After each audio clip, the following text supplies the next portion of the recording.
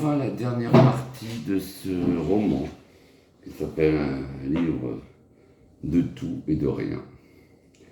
5e partie, la sortie ratée. Après ce rêve, il était aux anges, et ce fut le cas de le dire.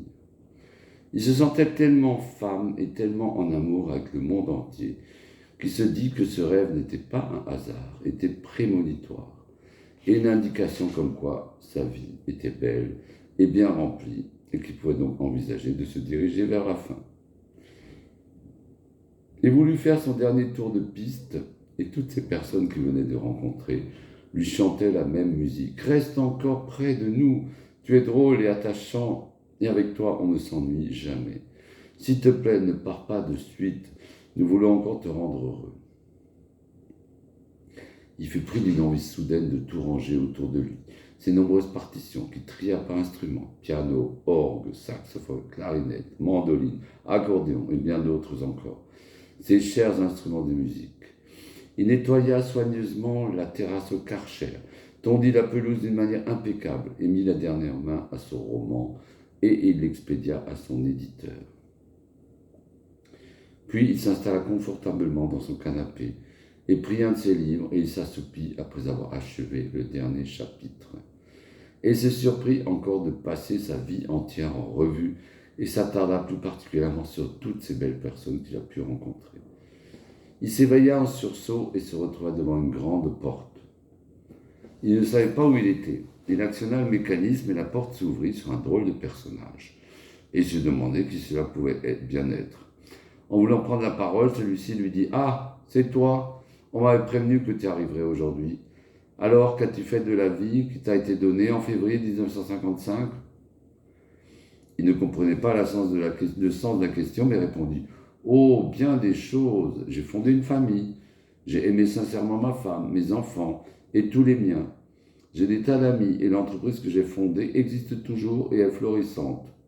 Mais si vous êtes bien renseigné, je pense que vous savez tout ça. » Son interlocuteur consulta son registre et dit « Oui, mais tout n'était pas impeccable, sinon votre femme ne serait pas partie en dernière ligne droite. » Il expliqua que lui-même n'a pas compris, mais a fini par l'accepter.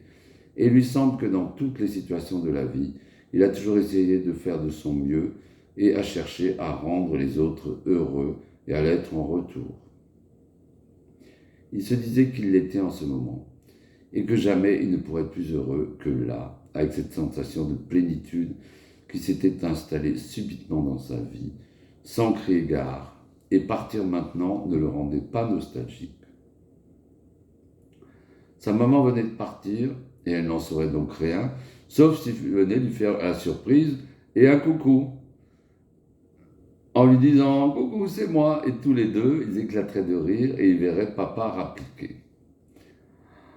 Au point où il en était rendu, il ne savait plus. Il se disait qu'effectivement c'était encore un peu tôt, et maintenant qu'il connaissait le verdict et qu'il avait vu à quoi ça ressemblait, il pouvait encore différer de quelques années, et ses amis l'attendaient et il y en avait plein. Bon, je vais aller dire à l'ange qui m'a accueilli que j'ai changé d'avis et que je retourne dans ma vie d'avant. Ce dernier l'a mis en garde et lui dit « Rappelle-toi mon hésitation à te laisser rentrer. Quand tu reviendras à nouveau, ne prends pas pour acquis ton retour parmi nous. Je prends ce risque, l'ami, tellement de choses m'attendent encore sur terre.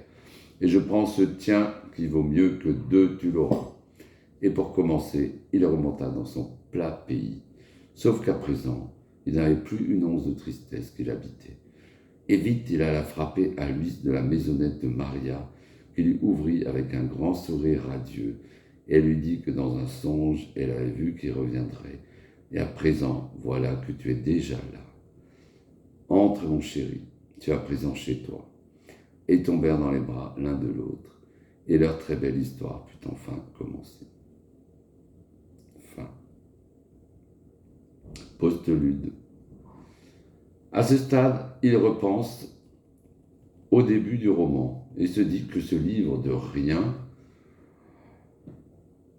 pour rien, ça a au final donné une autobiographie ou quelque chose qui ressemble.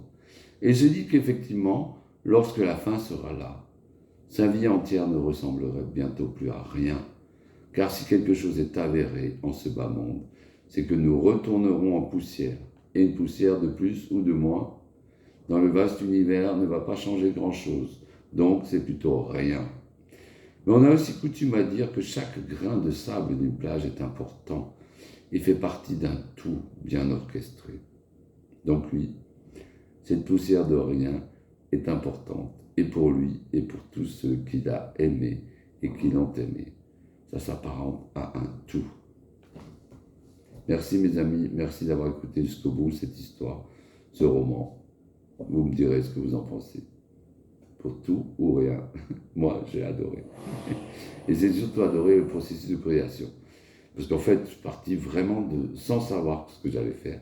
Et ce qui est marrant, c'est qu'au fil des idées, une idée en appelant une autre, on les agence et à la fin, ça donne un tout à peu près cohérent. Enfin, en tout cas, audible ou en tout cas lisible. Bisous. Là, vous avez les deux, vous pouvez lire et vous pouvez écouter, puisque j'ai tout enregistré. Bisous, bisous.